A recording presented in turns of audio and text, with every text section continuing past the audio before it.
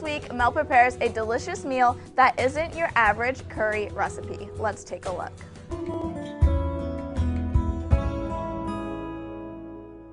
In my food world, Thai curries are comfort food.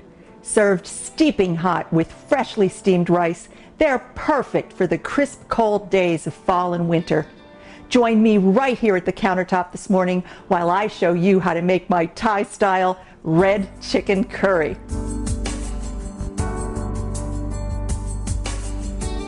The first thing I have to do is prep my chicken.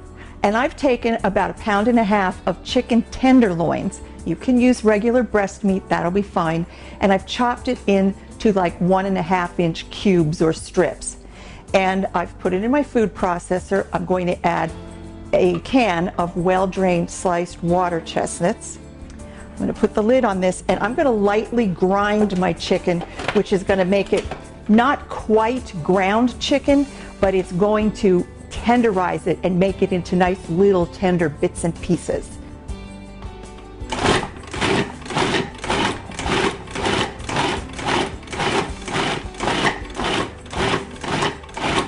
"15 pulses, chicken's ground, and we're ready to start cooking."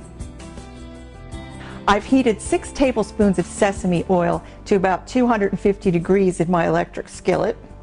I'm just going to, for lack of a better word, slosh it around in there a little bit. And I'm going to add a can of Thai red curry paste, which is a mixture of all sorts of wonderful things: chili peppers, garlic, ginger, all sorts of wonderful fresh ingredients. Next, I've got some turmeric for a pretty yellow color. And I'm just going to stir this around a little bit. It's going to start to sizzle and snap and pop, and that's exactly what we want. It's going to make everything really fragrant. You could smell the garlic. Oh my goodness, this is wonderful. And now, all of my chicken and water chestnuts are going to go in here.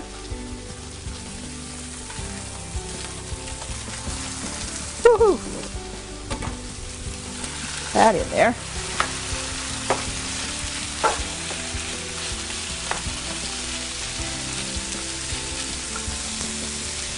I've got a cup and a half actually, of diced red bell pepper,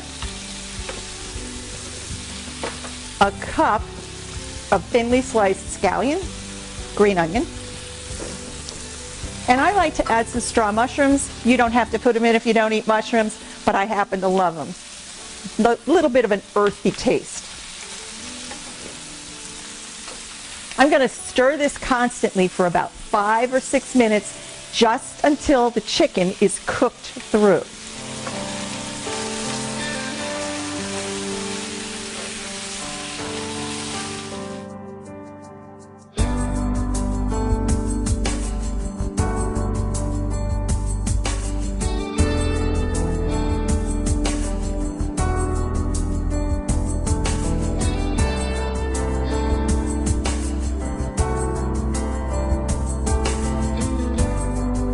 This has been about 6 or 7 minutes.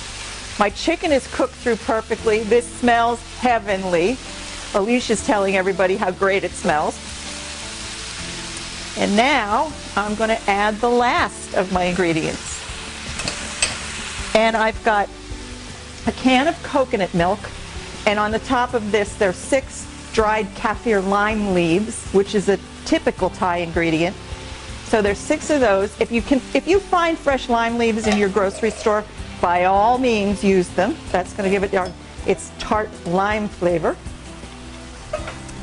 I've got 2 tablespoons of Thai soy sauce, not to be confused with Chinese soy sauce.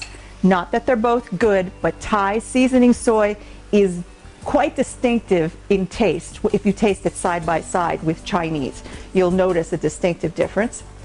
I've got a 1/4 cup of brown sugar, a 1/4 cup of lightly toasted peanuts, and a secret Thai ingredient, which is common in Thai food, a 1/4 cup of crunchy peanut butter.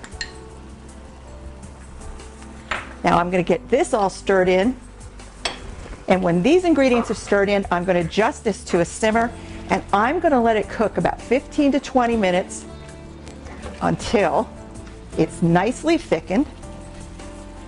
And then I'm going to walk to the back of the kitchen and I'm going to add some water to my rice and turn my rice steamer on while this simmers.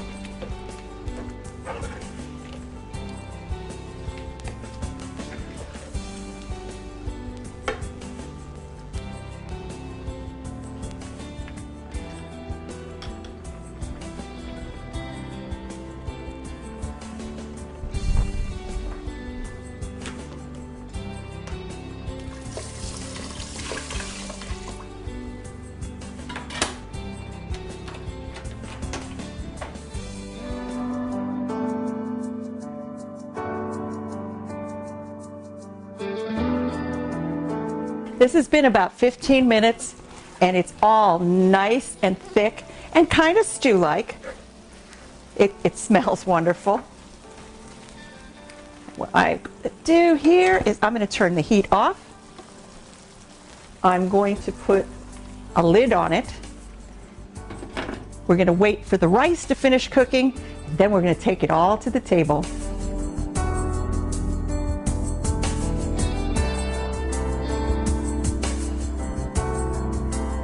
We've all heard the expression, when in Rome, do as the Romans. It means when you're in a foreign country or being entertained by foreigners, respect their culture.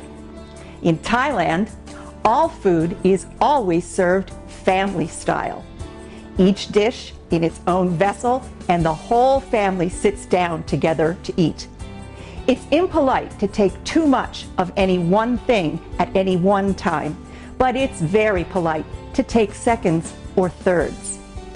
And because Thai food is always in bite-sized pieces, minced, sliced, diced, chopped, or pulverized, you'll never find a knife on the Thai table. For these and all of my recipes, just go to my website.